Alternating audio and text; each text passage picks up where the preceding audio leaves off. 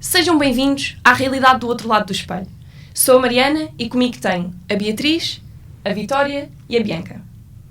No âmbito da disciplina de Laboratório de Comunicação Digital, lecionada pelo professor Dr. Elmano Ricarte, estamos a desenvolver um projeto que tem como tema Saúde Mental, desvelar tabus para uma vida mais saudável. Deste modo, estamos a produzir uma reportagem hipermédia sobre saúde mental, tendo como foco o tema anorexia nervosa. Este é um projeto em parceria com a Unidade Curricular de Laboratório de Mídias Sociais e o seu objetivo é um planeamento de estratégia de redes sociais sobre saúde mental, de modo a realizar uma promoção e prevenção a partir de, e não somente, das peças jornalísticas da reportagem hipermídia. Hoje encontramos aqui no Estúdio 4, na Faculdade de Design, Tecnologia e Comunicação, o IAD, da Universidade Europeia, para entrevistar a enfermeira Marques, a qual recebe este pseudónimo em proteção à sua identidade. Antes de mais, olá, seja bem-vinda, enfermeira Marques. Nós, desde já, agradecemos a sua presença no nosso videocast e queríamos também dizer que o seu testemunho é, então, crucial para o desenvolvimento do nosso projeto. Uma vez que o nome da reportagem hipermédia é A Realidade do Outro Lado do Espelho, este videocast vai ter como foco a anorexia nervosa, uma doença mental que afeta muitas pessoas de uma forma silenciosa. Para dar um testemunho em primeira pessoa desta realidade do outro lado do espelho, damos a voz à enfermeira Marques para relatar a sua experiência com a anorexia nervosa. Por isso, mais uma vez, bem-vinda. Queremos começar a nossa conversa relembrando com que idade surgiu e como foi o início da sua jornada com a anorexia nervosa. Já agora agradeço o convite e bom dia a todas. Falando então da minha experiência pessoal, começou quando eu tinha feito 18 anos, foi quando eu tinha terminado o secundário, antes de entrar na faculdade, e tive ali um ano zero, pronto.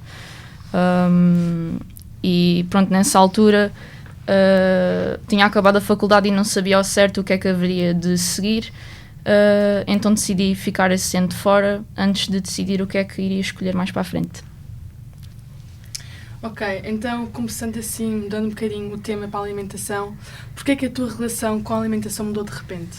Pronto, como já falei agora no início, tive aquele ano em que tentei procurar alguns empregos para me entreter e tentar escolher qual seria o caminho a seguir para a faculdade, e como não consegui arranjar emprego, fiquei um pouco fechada dentro de mim e a procurar ter algum controle.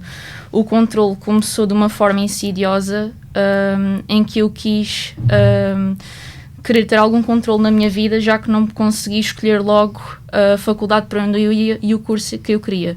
Por isso, o controle que eu tinha e aquela sensação de poder que eu tinha era sobre a alimentação, e foi assim que começou, não logo de repente, mas de uma forma assim progressiva. Então vamos fazer o seguinte, conta-nos um dia na tua vida nessa altura, como era para ti? Portanto, começando por acordar, começava logo com o meu diário. Tinha um diário onde apontava tudo aquilo que eu iria ingerir durante o dia, inicialmente em quantidades maiores e depois fui progressivamente reduzindo. Registava nesse diário o pequeno almoço, podiam ser 3 mirtilos, por exemplo. Depois ia para a parte do almoço, mas entretanto fazia sempre exercício. Fazia yoga, pilates, 3 horas mais ou menos, até estar satisfeita, no fundo, com isso. Era basicamente escrever no meu diário, fazer exercício, fazer caminhadas e controlar a comida. Isso dava-me um senso de poder, digamos então, assim. tinhas de certa forma os rituais? Exatamente, sim. Eu pensava sempre em comida, pensava sempre... era uma obsessão, digamos assim. Lá está, era a história do controle. Era esse ritual sempre do diário, tinha sempre diário, estava sempre a escrever, via imensos vídeos de receitas, procurava receitas também, mas depois fazia a uma escala menor, digamos assim. E então, antes disto, como é que era a relação com a comida? A minha relação com a comida antes era normal. Pronto, não me preocupava com aquilo que tinha de comer, não procurava controlar aquilo que comia. Era uma rapariga normal, digamos assim. E a relação com a tua família, como era? É assim, a minha família, digamos que não foi uma relação fácil durante este processo, durante este ano em que eu tive assim a anorexia crua, verdadeiramente. Sentia que não me compreendiam, que tinham sempre muita raiva para comigo, que estava a ser egoísta, e eu fechava-me cada vez mais, porque achava que não me tentavam compreender, porque eu via as coisas de uma forma diferente do que eles viam, pronto. Era como se literalmente tivéssemos uns óculos que não nos deixassem ver a realidade. Antes tinha a realidade e via a realidade de uma certa forma e depois já não passei a fazê-lo. E eles não tinham essa visão. Pronto, tinham a visão da realidade e houve muito atrito e muito conflito familiar nessa altura, sim.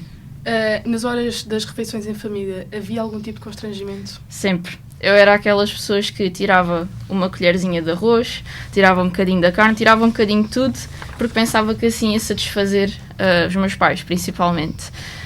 E havia sempre comentários acerca disso e havia sempre momentos de raiva e discussões às horas das refeições. A nível corporal, quais foram as consequências físicas? Imensas.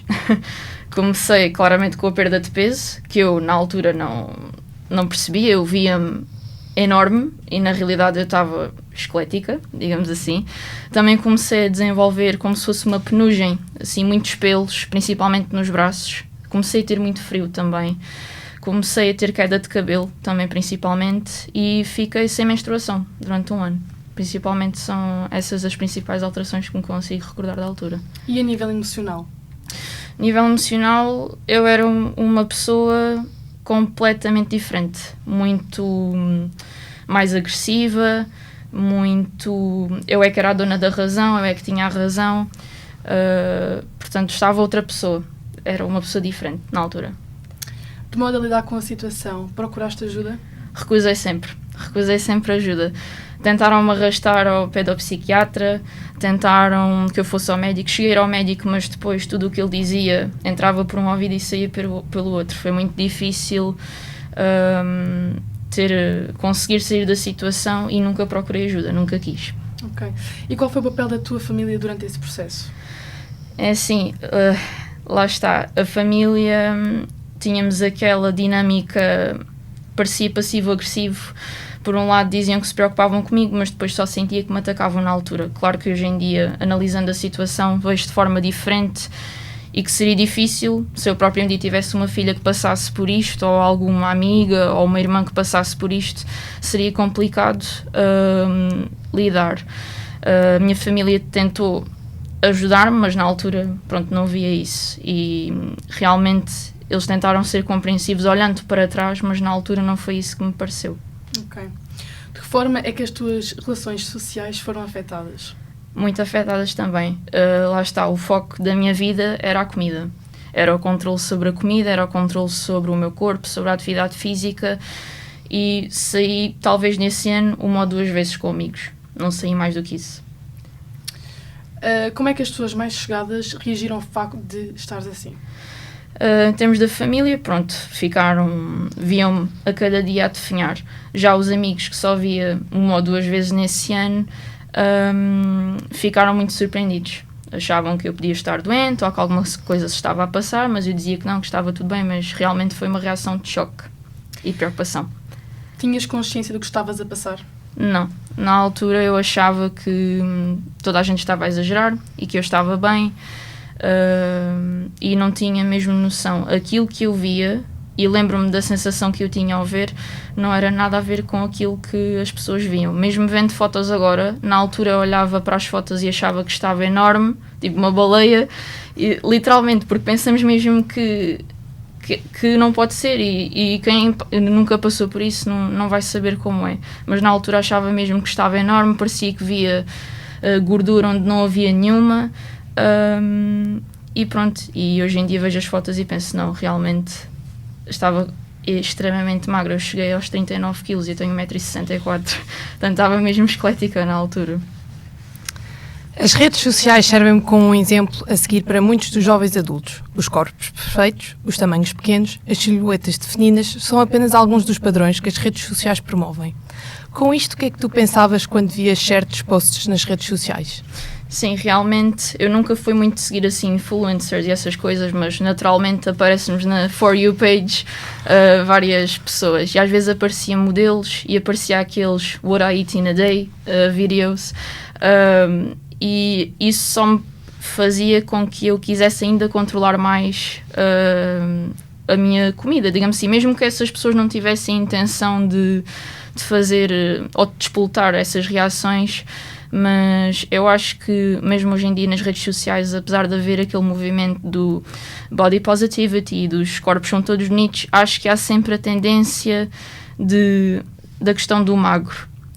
Ok, podes ter curvas, mas na cintura tens de ser magra.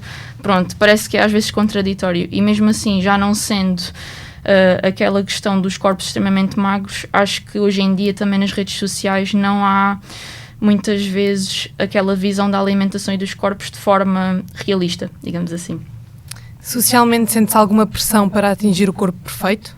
Eu acho que qualquer pessoa nesta idade sente essa pressão e também sinto às vezes. Claro que para a minha recuperação tive de arranjar estratégias para me desligar um bocadinho disso, mas sinto sempre alguma pressão, sim.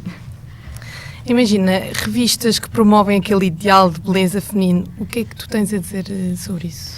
Acho que têm de andar um bocadinho mais para a frente e aprender um bocadinho mais sobre saúde mental e que às vezes a saúde pode parecer diferente em diferentes pessoas e em diferentes corpos e não podemos comparar muitas vezes o corpo de um e o corpo de outro porque nunca vai ser sempre o ideal. É como a história do índice de massa corporal, o IMC, aquilo é um número e eu trabalhando na área da saúde, aquilo nada diz sobre a saúde da pessoa, porque pode ser uma pessoa que seja atleta e depois o IMC dela está super elevado e podemos dizer, se calhar está obesa ou tem muita gordura e precisa perder. Aquilo não diz absolutamente nada e muitas vezes nas revistas falam dessa questão e fico um bocadinho revoltada, digamos assim, principalmente do que já passei. Após toda a tua experiência e bagagem emocional, pensamos ser importante abordar a atualidade. Ainda te restringes no dia-a-dia? É assim, eu fiz psicoterapia para ultrapassar esta questão da anorexia e o que eu aprendi foi que não posso tomar tanto o controle das situações. Tenho de dar sempre alguma liberdade no meu dia-a-dia. Eu tenho, por exemplo, de comer um doce todos os dias, porque senão a minha sanidade mental passa-se. Porque eu sou aquelas pessoas do 8 ou 80. Portanto, ou vou outra vez para aquele controle rígido e entro outra vez na anorexia, que às vezes é um receio que eu tenho medo que alguma coisa me aconteça na vida, alguma perda de alguém e que volte a entrar nesse ciclo. E por outro lado também não quero entrar naquela de comer sem pensar, portanto eu tento ter alguma consciência daquilo que como, mas também não me restringir, já não conto calorias, já não me preocupo com essa questão. Sentia que tinhas algum problema? Quando eu tinha anorexia eu achava que não, que era perfeitamente sã de cabeça e que toda a gente é que estava maluca menos eu. E isto é mesmo verdade. Como achas que podia ter sido ajudada? Eu acho que essa é uma pergunta muito difícil de responder, porque eu própria nem sei bem, hoje em dia, como é que seria. Eu acho que se trata muito, principalmente na minha área de trabalho, de tentar perceber o que é que a outra pessoa sente e pensa.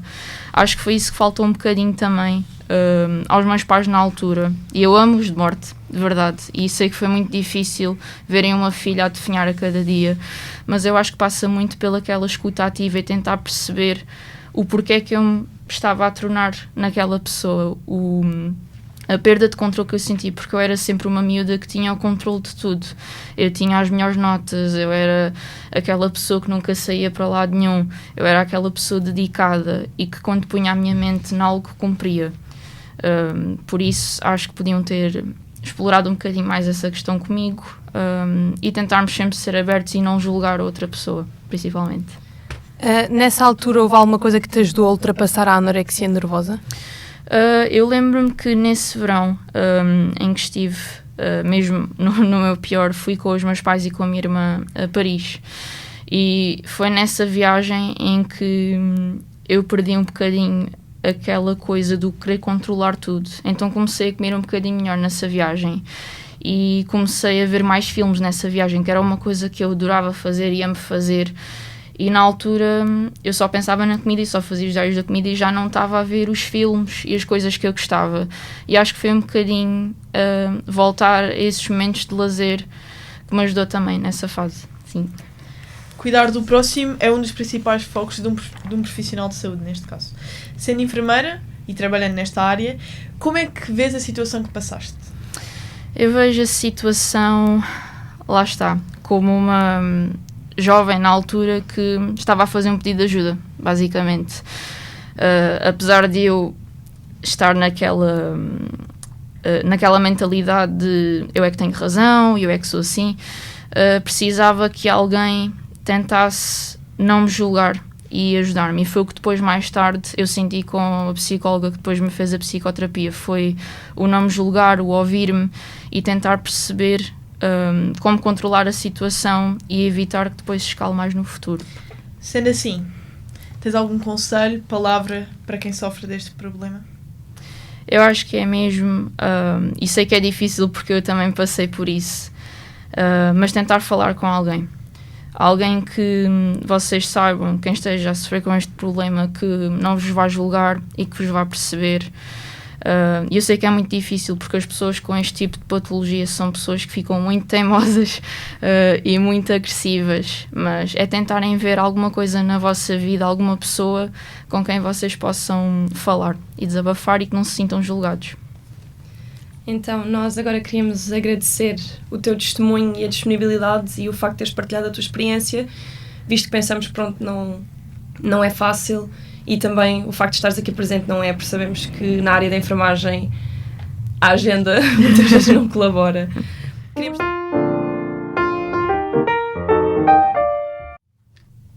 Passamos agora para o testemunho da mãe da enfermeira Marques. Antes de mais, olá, bem-vinda. Primeiramente, queríamos então falar de como se foi apercebendo de tudo o que se passava com a sua filha. É um bocado difícil responder a isso porque eu acho que não houve bem um momento em que eu tivesse dado conta que alguma coisa estava a mudar. Foi muito gradual. Começou por pequeninas coisas do género, não como este bolo. Mas às vezes eu pensava, ok, pode não lhe apetecer. Depois começou a tornar-se diferente quando me apercebi que ela pesquisava, por exemplo, sites onde se contavam calorias ou que ensinava a contar calorias, e aí comecei a ficar mais atenta e comecei a perceber-me que realmente a rotina alimentar dela começou a mudar, e a mudar depois então de uma forma mais rápida, porque a partir do momento em que começou a estar mais centrada no aspecto físico, eu notei que de repente a alimentação mudou completamente. Passou a contar calorias, começou a rejeitar a comida que eu lhe punha no prato. De início comia, mas não comia tudo.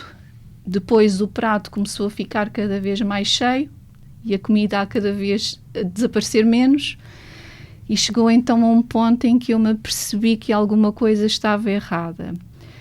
E depois também passou pelo processo de pesquisa de receitas, querer ser ela a fazer a própria comida dela, a preparar a comida dela. Para quê? Para limitar exatamente depois a ingestão de calorias. Então cozinhava não cozinhava com gorduras, por exemplo, fazia para o pequeno almoço panquecas só com aveia e banana e um ovo, sem mais nada, sem açúcar, sem nada. E aí então foi quando se deu a grande mudança.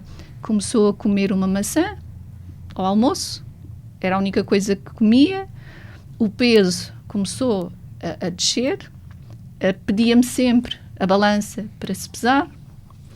E aí foi quando eu me apercebi que realmente ela tinha um problema e sugeri então que fosse ao médico dela, inicialmente, para ter uma segunda opinião do que é que realmente se estava a passar. E basicamente foi isso. Já mencionou algumas diferenças comportamentais em termos da alimentação. No entanto, em termos de interações e humor, como é que era?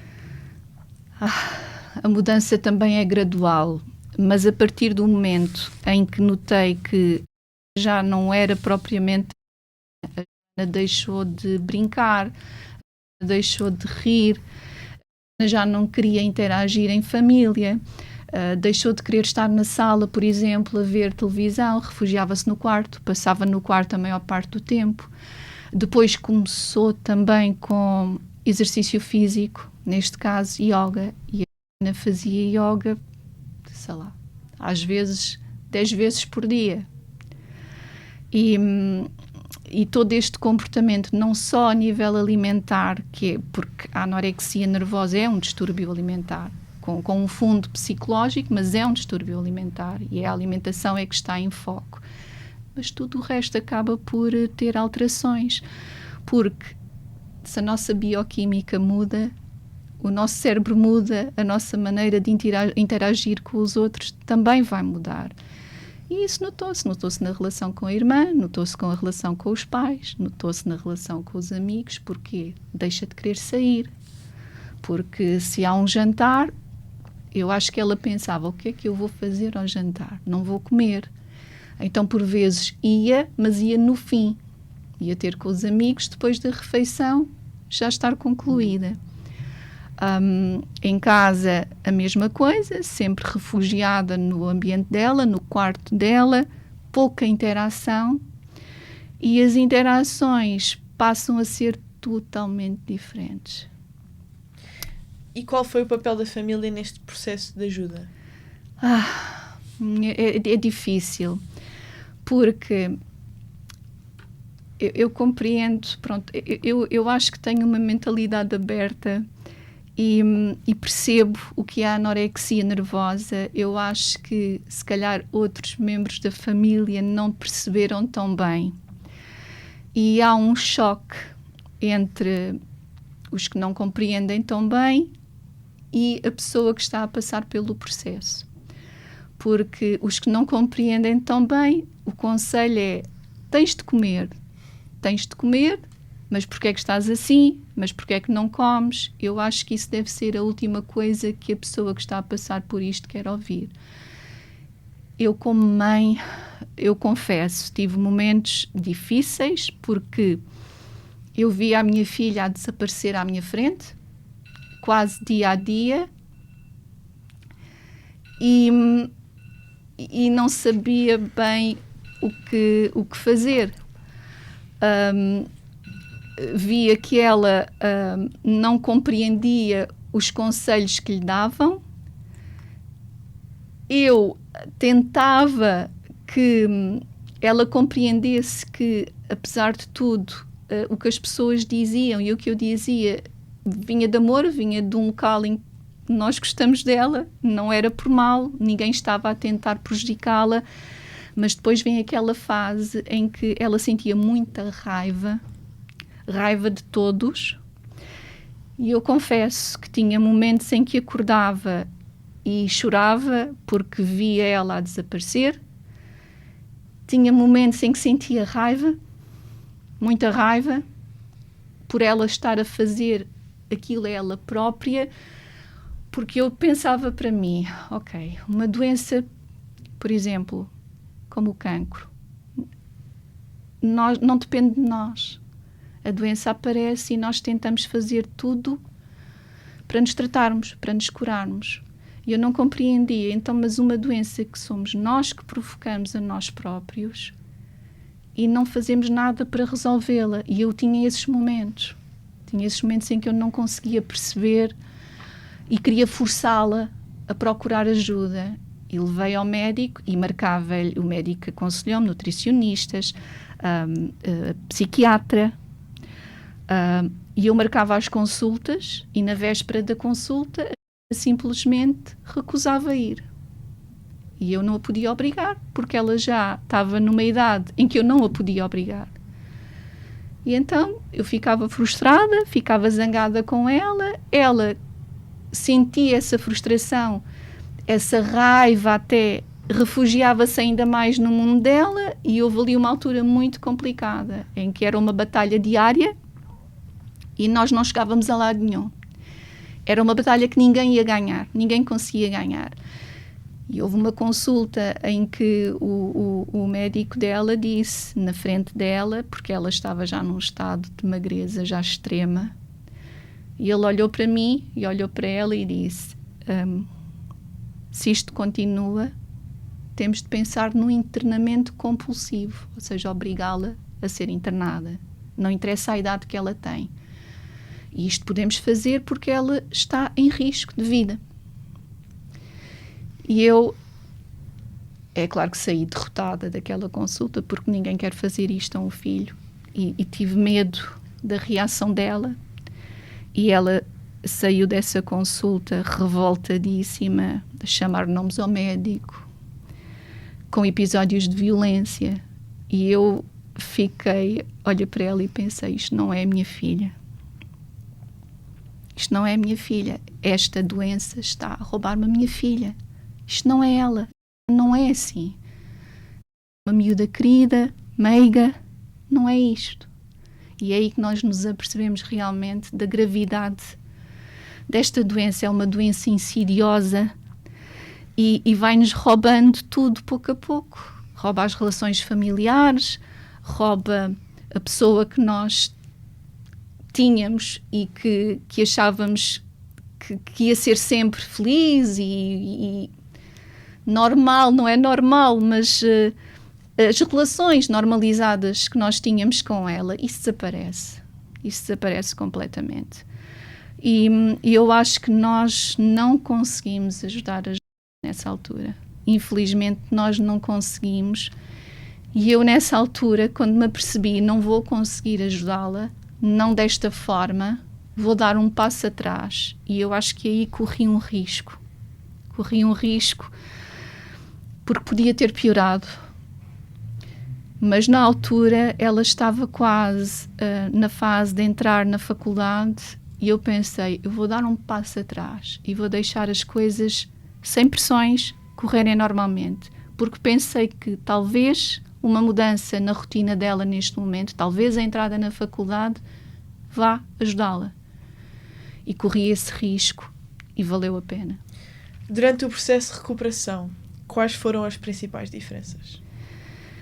Durante o processo de recuperação, bem, como eu estava a dizer, ela entrou na faculdade, muito magrinha, num estado de magreza extrema. Eu ouvia os comentários quando fui com ela à matrícula na faculdade, ouvia comentários na fila. Eu não sei se ela se apercebia ou não, porque eu acho que nós nesse momento não temos de chamar a atenção, temos é de fingir que está tudo bem e não chamar ainda a atenção para algo que magoa. Mas eu ouvia os comentários: aquela rapariga deve ter alguma doença grave, aquela miúda deve estar doente, e aquilo magoa. Magoou-me como mãe. E eu olhava para ela e tentava que ela... Ok, pode ser que ela não tenha ouvido, mas magoa. Portanto, ela entrou num estado de magreza extrema, muito afetada com o problema, mas depois, gradualmente, começou a praxe. E uma coisa que ela tinha sempre dito: eu nunca vou passar por um processo de ser praxada na faculdade. Mas foi.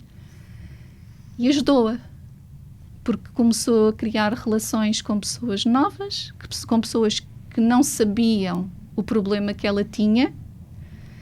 E ela começou outra vez a rir, outra vez a brincar, a recuperar aquele sentido de humor que ela tem. Gradualmente a alimentação começou a mudar, pouco a pouco, mas começou. E foi o início de: ok, posso começar a respirar de alívio, não totalmente, mas vou começar a respirar um pouco mais livremente, porque acho que isto vai mudar. E foi assim. Ela começou por ela, a yoga passou das 10 vezes para 4, depois das 4, gradualmente passou para 1, e às vezes 2, mas era uma coisa completamente diferente. Já não era com a mesma intensidade, já não era ao mesmo tempo, totalmente diferente. E começou a recuperar com as relações na escola, com a concentração nos trabalhos, nas aulas. O foco dela virou outra vez e passou de estar na alimentação e passou a estar noutra coisa. E neste caso passou a estar na escola. E a partir daí foi uma recuperação, que eu acho que nunca é total, mas começou a recuperação. Como disse, acha que a recuperação nunca é total. Atualmente ainda mantém o seu estado de alerta? Sim, eu sei que assim, nunca é total. Eu li muito sobre anorexia, informei muito, como devem calcular, durante aquele processo todo, e não é total. A pessoa, há sempre um risco de voltar a acontecer, e eu percebo isso. E ainda hoje, e até posso dar um exemplo, ela ontem comeu um pastel de nata e disse logo, não devia ter comido este pastel de nata todo. E nós aprendemos, ficamos alerta, ok, será que isto vai começar? E já tive muitos momentos assim, será que vai começar outra vez? Em que ela de repente começa a reduzir novamente as calorias e começa a estar ao espelho e começa-me a dizer, mãe, achas que estou mais gorda? Oh, mãe, achas que estou... Não vês? Olha lá, acho que estas calças não me assentavam assim. E há sempre esse risco. Mas nós tentamos sempre, o que eu aprendi como mãe, como familiar de alguém que passa pelo processo, é virar o foco, é mudá-lo. Ela vem, olha, não achas que, olha, já viste o que está a passar agora no cinema? Ou já tentar mudar logo ali o assunto. É claro que quando a pessoa está sozinha e os nossos pensamentos são só nossos, não é? Ninguém vai lá pôr pensamentos novos os pensamentos estão lá, o risco está lá. Mas nós tentamos que, pelo menos no ambiente familiar, não hajam conversas, não ocorram conversas que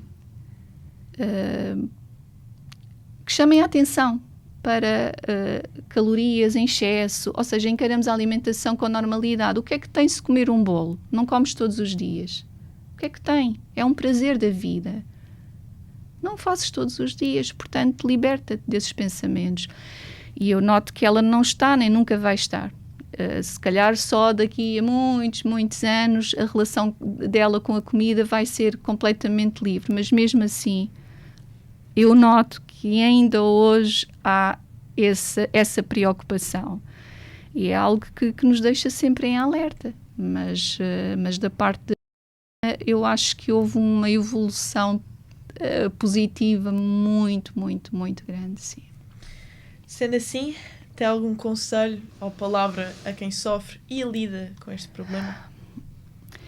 É complicado porque cada caso é um caso, não é? O ambiente familiar é diferente, sorte, mas há pessoas que não têm tanta sorte porque vêm de um ambiente familiar por vezes com outros problemas e por vezes é exatamente isso, é a pessoa ter, já que não tenho controle no resto da minha vida, vou controlar o que como, vou controlar a comida. Eu acho que é muito isso. A anorexia é muito devido também a isso. Não é só por causa do ideal de beleza, não é só esse o motivo, ou porque quer ser magra como as miudinhas que estão nas capas das revistas, ou que estão nos TikTok, não é isso. Eu acho que passa muito pelo controle. Controlar o que não consigo controlar lá fora, controlo aqui. Aqui sou eu que mando. O corpo é meu, eu é que mando aquilo que como e o que deixo de comer. Mas como os ambientes são diferentes, o conselho é um bocado difícil de dar. Se calhar o conselho que eu dou é para os pais estarem alerta a possíveis alterações e depois não dizerem nunca, porque eu acho que foi um grande erro meu em diversas situações, foi, por favor, come, para, estás a destruir-te. E a pessoa não quer ouvir isso, porque a pessoa não pensa que está doente. A pessoa pensa, se eu estivesse doente, estava medicado ou estava num tratamento. A pessoa não vê a situação assim. A pessoa vê que, não, isto é só uma questão entre mim. O corpo é meu, porque é que eu não posso decidir? Portanto, o meu conselho seria esse, é ficarem alertas, tentarem perceber o porquê, porque eu acho que há situações em que realmente tem de ser a própria pessoa depois a tomar uma decisão, e em casos extremos não terem medo de internar, não terem medo, se for mesmo um caso extremo, não ter, porque eu estive prestes a fazê-lo, e se não fosse a faculdade eu tinha que o ter feito. Portanto, não ter medo de ir a médicos, não ter medo de procurar ajuda, não ter medo de procurar um psicólogo que ajude os pais ou os familiares a lidar. Não é só a pessoa que tem anorexia que precisa de ajuda.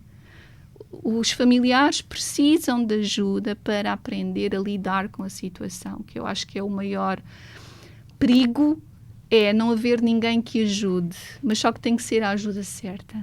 E a ajuda certa só se consegue quando nós percebemos o que é que o outro está a passar.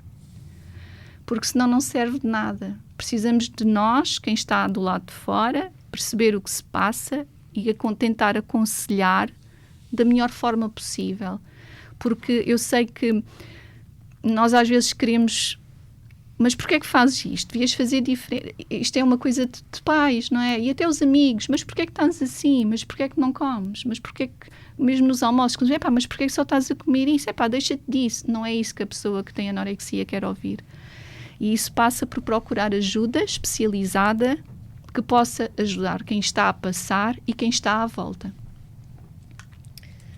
Obrigada pelo seu testemunho e pela sua disponibilidade. Queremos também agradecer à enfermeira Marques, devido à sua agenda tão ocupada devido à sua profissão de enfermagem. Queríamos também agradecer a disponibilidade de Guilherme Alberto pelo estúdio e ajuda na gravação, e ainda agradecer ao professor Dr. Elmano Ricardo por esta proposta de trabalho e na sua grande ajuda durante o processo. Agradecemos também por estarem deste lado e acompanhar esta entrevista, e recomendamos também a leitura dos demais conteúdos do nosso projeto A Realidade do Outro Lado do Espelho. Até à próxima!